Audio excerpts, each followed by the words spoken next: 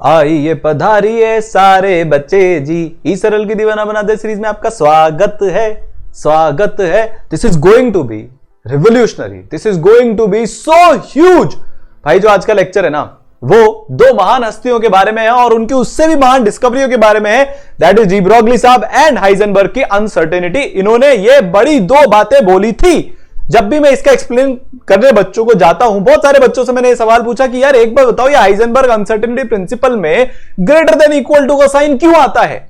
बच्चे बोलते sir exam में तो फॉर्मूला पूछा जाएगा ना, एग्जाम में ये थोड़ी ना पूछेंगे कि ग्रेटर देन इक्वल टू का है और लेस देन इक्वल टू का है। मेरा सिर्फ एक ही सवाल होता है कि भैया आईआईटी का पेपर तुम बनाने वाले हो क्या? तुम बनाने वाले हो तो यार हमें भी बता दो, हम भी अपने बच्चों को बता देते हैं, बढ़िया है, सब टॉप करेंगे। क्योंकि इतने कॉन्फिडेंस के साथ बोलते हैं बच्चे sir lambda is equal to H upon P. यार इसका सिग्निफिकेंस क्या है जरा बताना तो, या आया कैसे डी ब्रोगली के दिमाग में इतनी बड़ी बात कैसे आई? सर बड़ी बात क्या है? लैम्डा अपने को पता है, मोमेंटम अपने को पता है, अभी बताता हूं बड़ी बात क्या है। और सर समझना क्यों है? समझ के किसको पढ़ना है? फॉर्मूला ही तो अप्लाई करना है एग्जाम में। ये बातें जो करता है वो नीचे से फर्स्ट आता है। तो यार ये जो सीरीज है ना, दीवाना बना दे सीरीज, ये सिर्फ उन बच्चों के लिए है जो पढ़ाई से प्रेम करूं छू मोहब्बत करते हैं, दीवाने हैं पढ़ाई के लिए। और सबसे खास बात यह है, सबसे मजेदार बात यह है कि जो एक्चुअली में पढ़ाई के लिए दीवाने हैं, जो पढ़ाई से प्यार करते हैं, रैंक भी उन्हीं की आती है। ये दोनों चीजें साथ साथ में चलती हैं। सचिन तेंदुलकर को कोहनी की इंजरी हो गई थी, सबने बोला रिटायर हो जाओ, सचिन ने बोला था क्रिकेट मेरा पहला प्यार है। जब वो बैट के बीच में बॉल स्ट्राइक करती है, वो जो स्वीट साउंड आती है ना, एक कोहनी कितनी बार इंजर हो जाए उसके लिए तो मैं कुछ भी कर सकता हूं। एग्जैक्टली आपसे बोल रहा हूं, आई लव केमिस्ट्री, और आपको केमिस्ट्री से प्यार करवाना ही मेरा मकसद है, उसी में लगा हुआ हूं। बहुत सारे बच्चे मेरे मिशन के साथ जुड़ चुके हैं और अब आपकी बारी है, शुरू करेंगे, ठीक है? So this we are starting दीवाना बना दे of these two principles of atomic structure. सबसे ज्यादा सवाल इनसे बन जाते हैं, ये तो एक इंपॉर्टेंट बात ही है, but these two discoveries changed science forever. सबसे पहले बात करेंगे डी ब्रोगली की, फिर उसके बाद बात करेंगे हाइजेनबर्ग की। पहले डी ब्रोगली फिर हाइजेनबर्ग, शुरू करते हैं, सब कुछ समझेंगे। एक खास बात और, ये जो प्रिंसिपल है इसके बारे में बहुत लोगों को ऐसा एक्सप्लेन कर दिया जाता है, एक बहुत बड़ा मिथ ब्रेक करूंगा कि इंसानों के जो इक्विपमेंट हैं उनकी खराबी के चक्कर में हाइजेनबर्ग अनसर्टेनिटी प्रिंसिपल होता है। अच्छा, तो जो नेचर का प्रिंसिपल है वो आपके इक्विपमेंट खराब है उससे गवर्न होता है। सही बात है, नेचर तो है ही इसलिए कि इंसानों से फर्क पड़ता है, यूनिवर्स में इंसान ही तो सब कुछ है। आप सोच के देखो, यहां तक कि लोग बोल देते हैं, यहां तक गलत एक्सप्लेनेशन दिए जाते हैं। अपन सही समझते हैं, पूरे डिटेल में विजुअलाइजेशन के साथ समझेंगे। शुरू करते हैं। अगले 10 मिनट अपने कान पूरे खोल के रखना, दिमाग पूरा चालू रखना, सवाल पूछते रहना मेरे साथ साथ।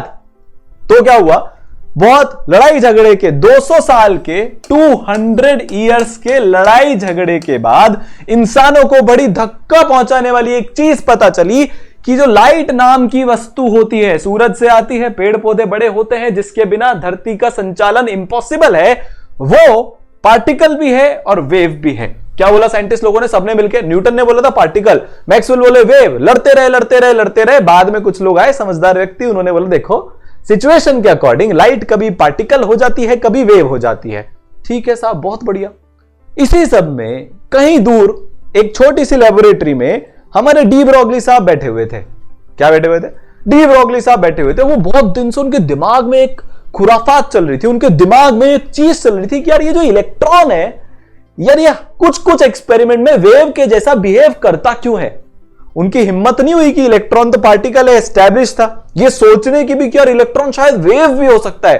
पर जैसे ही ये एस्टैब्लिश हुआ तो डी ब्रोगली साहब की कैसे जीभ लपलपाई कि इलेक्ट्रॉन वेव भी हो सकता है क्या? उन्होंने एक्सपेरिमेंट रन किए और डी ब्रोगली ने हमको क्या हाइपोथेसिस दे दिया, उन्होंने बोला कि भाई साहब कि जो हमारे लाइट के जैसे मैटर का भी डुअल कैरेक्टर होता है, वो वेव भी होता है, पार्टिकल भी होता है डी ब्रोगली के अकॉर्डिंग। ऐसा उन्होंने किया क्यों? देखो आपको पता है हम लाइट के लिए एक स्लिट का एक्सपेरिमेंट करते हैं। कुछ चिंता मत करना, आप 11th के नए नए अगर बच्चे हो, कुछ समझ में अगर स्लिट वगैरह का नहीं है कोई दिक्कत नहीं है। लाइट की एक प्रॉपर्टी होती है कि अगर वो डिस्ट्रक्टिव इंटरफेरेंस करती है, डिस्ट्रक्टिव इंटरफेरेंस का मतलब एक लाइट इधर से आई, एक लाइट इधर से आई, टकराई और अंधेरा हो गया। आप सोच के देखो, आपने तो सामने लाइट मारी पर दो लाइट आपस में टकरा के गायब हो गई। कभी आपने एक टेनिस की बॉल को दूसरी टेनिस की बॉल को टकरा के गायब होते हुए देखा है क्या? नहीं। तो ये वाली प्रॉपर्टी सिर्फ वेव जो होते हैं वो एग्जिबिट करते हैं कि यार डिस्ट्रक्टिव इंटरफेरेंस होके चीजें गायब हो जाती है। तो डी ब्रॉगली ने इलेक्ट्रॉन्स को भी टकराना शुरू किया और क्या हुआ? दो इलेक्ट्रॉन टकरा के गायब। तो डी ब्रॉगली ने एक्सपेरिमेंटली प्रूव कर दिया कि भैया मैटर, क्योंकि electron is also a part of matter, आप सब इलेक्ट्रॉन प्रोटॉन न्यूट्रॉन के ही मिलकर बने हो, वो भी वेव है और पार्टिकल नेचर भी है। तो ये इतनी बड़ी डिस्कवरी थी। इसका मतलब मैं आपको बताऊं, आप भी, अब ध्यान से सुनना, आप भी वेव भी हो, पार्टिकल भी हो, आपकी भी वेवलेंथ है। भाई साहब, हम तो अभी तक सोचते थे हम तो पार्टिकल हैं, हम तो मास हैं, पर हम वेव भी हैं। क्या ये पॉसिबल है? एक्चुअली में यही सच है कि आप भी वेव हो। और उन्होंने एक रिश्ता दिया, मतलब यार ये बहुत अजीब सी बात है, जो लोग इसकी गहराई में जाएंगे उनको लगेगा भाई साहब मैं वेव हूं, इसका मतलब मैं यहां भी हूं और मैं वहां भी, और मैं वहां भी हो सकता हूं या मैं वहां भी, क्योंकि वेव तो हर जगह होती है यूनिवर्स में एक साथ। पर आपके साथ तो ऐसा नहीं है। वो भी क्यों नहीं है वो भी बताऊंगा। बहुत सारे क्वेश्चन साइंटिफिक कम्युनिटी में हड़कंप मच गया, बट इन्होंने बोला कि मैं बता रहा हूं आपको। पहले इसका विजुअलाइजेशन देख लेते, ईसरल की पावर। अभी तक आप इलेक्ट्रॉन को कैसे जानते थे कि वो एक ऐसे छोटे पार्टिकल की तरह होता था, बट अब इलेक्ट्रॉन वेव की तरह हो गया है। देखो, एनर्जी को खा रहा है, ऊपर नीचे जा रहा है, ऑर्बिट्स बदल रहा है। बोर मॉडल के थ्रू आप ये सब जानते हो, एनर्जी को खा के वो बड़े ऑर्बिट में जा गया। And now this is behaving as a wave. n is equal to 3 में 3 वेव के जैसा हो गया, n इज इक्वल टू 1 में 1 वेव के जैसा हो गया। ये n इज इक्वल टू 1, ये 2, ये 3, ये 4, ये 5, ये 6, n इज इक्वल टू 6 में 6 वेव के जैसा हो गया। इसका मतलब उन्होंने बोला कि भैया इलेक्ट्रॉन ऐसा दिखता है, वो वेव की तरह बिहेव करता है। ये एक्चुअल पिक्चर है एटम के अंदर की। दिस इज ई सरल का विजुअलाइजेशन, जो रियल विजुअलाइजेशन है। ठीक है, ये विजुअलाइजेशन PHET से हमने लिया है। मैं कभी क्रेडिट देना नहीं भूलता, जिन्होंने ये इतना महान काम किया है और उसको सब बच्चों के लिए ओपन छोड़ा है, उसको बताना जरूरी है। ठीक है, आगे चलते हैं अपन। तो उन्होंने बोला है lambda is equal to H upon P। अब ये फॉर्मूला इतना बड़ा क्यों है, इसको जरा समझो आप। Lambda is a wave property and momentum is a particle property. तो डी ब्रॉगली ने क्या किया कि इन्होंने वेव को और पार्टिकल को एक रिश्ते में बांध दिया। क्या किया? वेव को पार्टिकल को एक रिश्ते में बांध दिया। सारी दुनिया शॉक। डी ब्रॉगली साहब रॉक। इन्होंने बोला lambda is equal to H upon P, मतलब आपकी भी वेवलेंथ है। अब आपके मन में सवाल आ रहा होगा, सर अगर हमारी वेवलेंथ है तो ऐसा क्यों नहीं होता कि हम यहां भी हैं और वहां भी? उसका भी अपन जवाब ढूंढेंगे, बहुत जल्दी उसका अपन जवाब ढूंढेंगे। तो H क्या है? प्लैंक का कांस्टेंट है। P क्या है? मोमेंटम ऑफ द पार्टिकल है। लैम्डा क्या है? वेवलेंथ है, उसको तो आप जानते ही हो। तो momentum is equal to mass into velocity होता है। आप P को रिप्लेस करके उसको lambda is equal to H upon mv भी लिख सकते हो। अब अगर मैं बोलूं कि यार एक बॉल जो 0.1 kg मास की है, मतलब हमारे अकॉर्डिंग हमारी दुनिया की मास की है, मैक्रो बॉडी है, अगर मैं उसकी वेवलेंथ निकालना चाहता हूं, पहले तो मैं किसकी वेवलेंथ निकालूंगा? उस बॉल की जो 0.1 kg मास की है। फिर मैं उस इलेक्ट्रॉन की निकालूंगा जो c/10 की वेलोसिटी से मूव कर रही है। इलेक्ट्रॉन का मास हमको ऑलरेडी पता है, नहीं तो आप इसको याद कर लेना। तो अपन इन दोनों पार्टिकल्स की, बड़ी बॉल की और छोटे इलेक्ट्रॉन की वेवलेंथ निकाल के कंपेयर करते हैं कि यार वेवलेंथ एक्चुअली में आ कितनी रही है। तो अगर मैं बड़ी बॉल की वेवलेंथ निकालूंगा तो वो मेरे लिए आएगी 2.2 इंटू 10 की पावर -34 मीटर। चुन्नी सी वेवलेंथ है, इतनी सी वेवलेंथ है कि इसका कोई सिग्निफिकेंस ही नहीं है। तो नो फिजिकल सिग्निफिकेंस। इसीलिए हम बड़ी बॉडीज का एनालिसिस उसको पार्टिकल मासिव मान के ही करते हैं। बट जैसे ही हम एटम की दुनिया में जाएंगे, जैसे हम छोटे चिन्ने मुन्ने पार्टिकल की दुनिया में जाएंगे, तो यही जो वेवलेंथ इलेक्ट्रॉन की आएगी ये काफी बड़ी आएगी। This is a very big wavelength. Wavelength की दुनिया की अगर हम बात करें, इसका फिजिकल सिग्निफिकेंस है। इसका मतलब जो हमारे सब एटॉमिक पार्टिकल्स है उसमें हमको उनके पार्टिकल नेचर के साथ साथ उनके वेव नेचर को भी लेना पड़ेगा। क्या बोल रहा हूं मैं? पार्टिकल नेचर के साथ साथ वेव नेचर को भी लेना पड़ेगा। डी ब्रॉगली की बात सब मान गए, सब खुश थे, बोर उचक के आ गए। यार डी ब्रॉगली एक काम करना, बोर की आदत क्या थी, बोर ना हवा में से ऐसे पोस्टुलेट्स निकाल के लाते थे, भाई एंगुलर मोमेंटम क्वांटाइज रहेगा क्योंकि मेरे एक्सपेरिमेंट बोल रहे हैं, कोई लॉजिकल एक्सप्लेनेशन नहीं साहब, बस मैंने बोला है एक्सपेरिमेंट सही है तो एकदम सही बात है कि भैया एंगुलर मोमेंटम क्वांटाइज है। बोर आ गए उचकते उचकते, यार डी ब्रॉगली तूने इतना काम तो कर ही दिया, एक काम कर कि यार मेरा एंगुलर मोमेंटम क्वांटाइज है वो भी बता दे। ठीक है साहब, देख लेते हैं, चलो ये तो सब ठीक है, फोटोन वगैरह की वेवलेंथ वगैरह ये सब ठीक है, इसको हम इग्नोर मार सकते हैं। अगर हम एक फोटोन का मास निकाले तो उसका इतना सा मास आता है, इसलिए हम इसके मास को भी इग्नोर कर देते हैं, नॉट इंपॉर्टेंट। ठीक है, तो डी ब्रॉगली वेवलेंथ को अगर अब हम काइनेटिक एनर्जी में लिखें, ये यार ये सवालों के पॉइंट ऑफ व्यू से इंपॉर्टेंट है, डायरेक्टली इससे सवाल आ जाते हैं। बोर की मदद डी ब्रॉगली ने कैसे करी वो भी आपको बताता हूं। तो lambda is equal to H upon under root 2 into M into K E. यार बेसिकली काइनेटिक एनर्जी कितनी होती है, हाफ एम वी स्क्वायर। ठीक है, तो आप इसको 2 से मल्टीप्लाई करके इसका पूरा स्क्वायर करके निकाल दोगे, तो अगर मैं इसको देखूं तो ये under root 2 into M into half into M V square. तो यार ये 2 से ये गया, ये क्या बन गया, under root M square V square which is equal to M V. So lambda is equal to H upon M V. यही तो फॉर्मूला होता है, अगर आपको डायरेक्टली काइनेटिक एनर्जी दी हो तो आप इनकी टर्म्स में बात कर सकते हो। ठीक है, अगर आपको डायरेक्टली चार्ज दिया हो तो आप इस टर्म में बात कर सकते हो, under root 2m Q into V, जहां पे क्यू जिस बॉडी की आप वेवलेंथ निकालना चाहते हो उसका चार्ज है, और उस चार्ज को आपने कितने पोटेंशियल के अक्रॉस रखा है ये उसका अपना पोटेंशियल है v। या देखो, अगर आप अभी अभी शुरुआत करो तो डरना मत, ये सारी चीजें आप 12th में सीखोगे। ये उन बच्चों के लिए जिनको ऑलरेडी पता है, तो उनको रिलेट कराता हुआ मैं चल रहा हूं।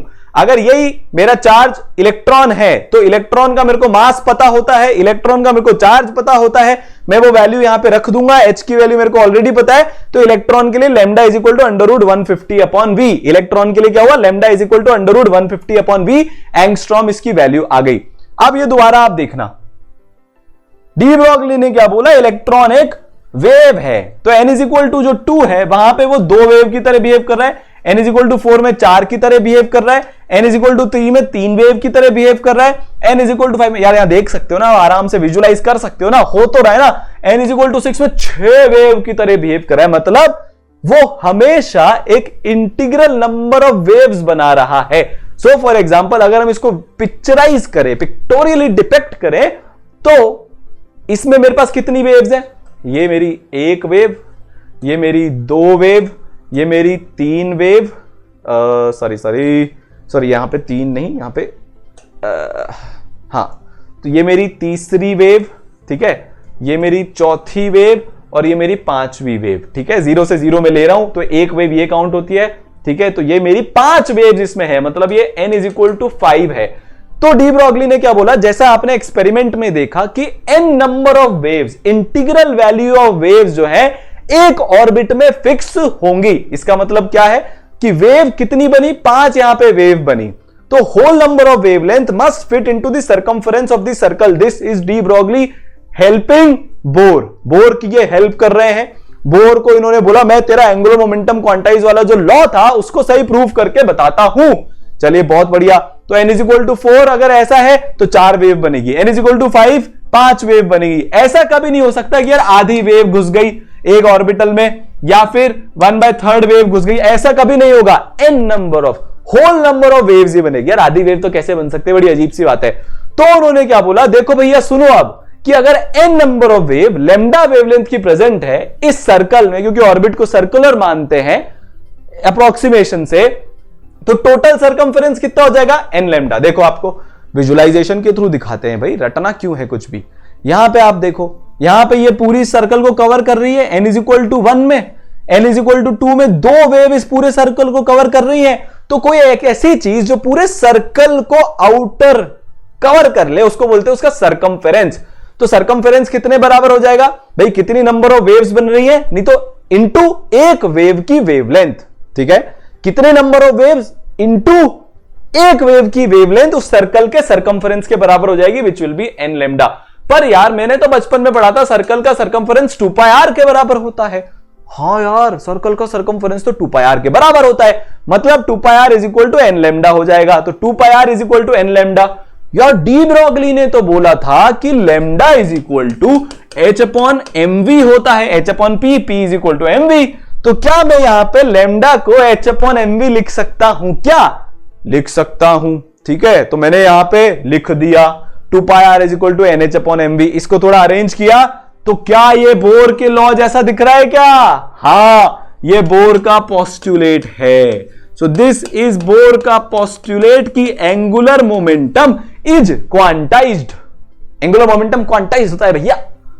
एंगुलर मोमेंटम क्वांटाइज क्यों होता है? क्योंकि इलेक्ट्रॉन जो है वो वेव होता है, और क्योंकि वो वेव होता है तो हमने इसको डिराइव कर लिया। तो ये डी ब्रॉगली का बहुत बड़ा कंट्रीब्यूशन था। चलो यहां तक अपन डी ब्रॉगली साहब की बात करते रहे। अब जब डी ब्रॉगली साहब ने ये बोला लेमडा = h/p, हाइजेनबर्ग महीनों तक नहीं सो पाए। सोते थे फिर उठ जाते थे, फिर सोते थे फिर उठ जाते थे, क्योंकि उनकी रात की नींद तो गई, उनकी दुनिया उजड़ गई। सोचो क्यों? पूछो ना यार, आपका काम है पूछना। सो रहे हो क्या? क्वेश्चन पूछो ना, तभी तो दीवाना बनेंगे। हाइजेनबर्ग ने बोला यार डी ब्रॉगली तूने ये किया क्या? मेरे को एक बात बता। तूने बोला कि लेमडा = h/p। बहुत दिक्कत हो गई साहब, बहुत भयंकर ही दिक्कत हो गई। जो मैंने कभी सोचा भी नहीं था ना, वो हो गया। अब तो अभी मैं आपको एक ऐसी बात बताने वाला हूं, आप सोचोगे ऐसा पॉसिबल भी है क्या? ये क्या बोल रहे हो आप? डी ब्रॉगली के इस लॉ को निकालते ही हाइजेनबर्ग ने अपना अनसर्टेनिटी प्रिंसिपल दे दिया, वर्नर हाइजेनबर्ग। ठीक है यार, ये क्रेजी है बिल्कुल क्रेजी है। अभी जब मैं आपको इसके बारे में बताऊंगा तो ये क्रेजी निकलेगा। हाइजेनबर्ग ने बोला, अच्छा इस पे गौर करना, इम्पॉसिबल वर्ड पे गौर करना, कि ये इम्पॉसिबल है कि आप किसी बॉडी की पोजीशन और उसका मोमेंटम एक्यूरेटली साइमल्टेनियसली नाप सको। This is not possible, this is impossible. इसका मतलब अगर मैं यहां पे खड़ा हूं तो और मैं थोड़ा थोड़ा चल रहा हूं, ठीक है, तो ये इम्पॉसिबल है आपको बताना साइमल्टेनियसली एग्जैक्टली कि मैं इस लोकेशन पर हूं और मेरी यार वेलोसिटी इतनी है। या तो आप मेरी पोजीशन ही बता सकते हो या आप मेरी वेलोसिटी बता सकते हो। तो आप जो अभी तक फिजिक्स में पढ़ते आए हो सब मिथ्या हो गया ना। आप तो किसी बॉडी की भी पोजीशन भी बता देते हो ग्राफ प्लॉट करके, और उसकी वेलोसिटी भी बता देते हो एग्जैक्टली। हाइजेनबर्ग ने बोला ऐसा नहीं होता है। अगर राहुल तू वहां पे खड़ा है ना, सुन रहा है ना राहुल, कोई तो होगा राहुल जो मेरे को सुन रहा है, अगर आप वहां पे चल रहे हो, अपने गार्डन में टहल रहे हो, तो या तो मैं ये बता सकता हूं कि आप गार्डन में कहां पे खड़े हो, या मैं ये बता सकता हूं आपकी वेलोसिटी कितनी है। मैं दोनों साथ में नहीं बता सकता। सर पर हम मेजर कर सकते हैं। हाइजेनबर्ग ने नहीं कर सकते, कर सकते हैं, नहीं कर सकते। उन्होंने रुक, कर सकते हैं ना, ऐसा लग रहा है ना आपको। अच्छा अब लोगों ने इसका क्या जरा, और इतना खतरनाक चीज, मेरे को इतनी हंसी आती है जब मैं सुन के, लोगों ने इसका क्या एक्सप्लेनेशन देना शुरू कर दिया। मान लो ये मेरा एक इलेक्ट्रॉन है, ठीक है, ये मैंने माइक्रोस्कोप है मेरा गंदा सा, मेरी ड्राइंग ऐसी ही है, ठीक है, ये मेरा कोई माइक्रोस्कोप है, अच्छा गंदा जैसा भी आपको लग रहा है वैसा ही है, माफ कीजिएगा। मैं इसको इस माइक्रोफोन के माइक्रोस्कोप के अंदर मैं इस इलेक्ट्रॉन को देख रहा हूं। मैं क्या चाहता हूं कि मैं इसकी वेलोसिटी भी नाप लूं, ये कुछ v वेलोसिटी से मूव कर रहा होगा, और मैं इसकी पोजीशन भी नाप लूं। तो इसकी पोजीशन नापने के लिए मेरे को लाइट भेजनी पड़ेगी ना यार, कुछ तो भेजना पड़ेगा इसकी पोजीशन को नापने के लिए। तो यहां पे मैं लाइट भेजूंगा तो एक फोटोन आएगा, वो इससे टकरा के इसकी वेलोसिटी को चेंज कर देगा। तो पोजीशन तो पता चल गई, बट इसकी एक्चुअल वेलोसिटी चेंज हो गई मेरे फोटोन के टकराने के कारण, इसलिए अनसर्टेनिटी आई है। मतलब मोटा मोटा समझाता हूं, डिटेल में नहीं जा रहा, हमारे पास इक्विपमेंट ही नहीं है ऐसा कि हम साइमल्टेनियसली इसकी वेलोसिटी और इसकी पोजीशन को नाप सके।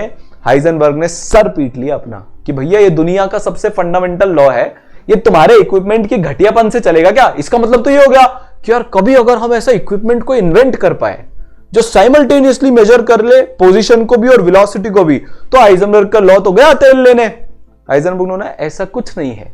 तो लोगों ने कहा यार एक्सप्लेनेशन तो दो यार, बोल रहा हूं, दे रहा हूं। उन्होंने डी ब्रॉगली ने क्या बोला था आपको कि लेमडा = h/p। इसका मतलब अगर मान लो मेरे पास कोई एक पार्टिकल है जिसकी वेवलेंथ फाइनाइट है, समझ गए हम भाई, वेवलेंथ फाइनाइट है, ये वेवलेंथ होती है, दिख रही है फाइनाइट है, इतनी है, तो यहां पे इक्वालिटी का साइन है, तो मोमेंटम भी फाइनाइट हो गया। मतलब मैं मोमेंटम को एक्यूरेटली मेजर कर सकता हूं।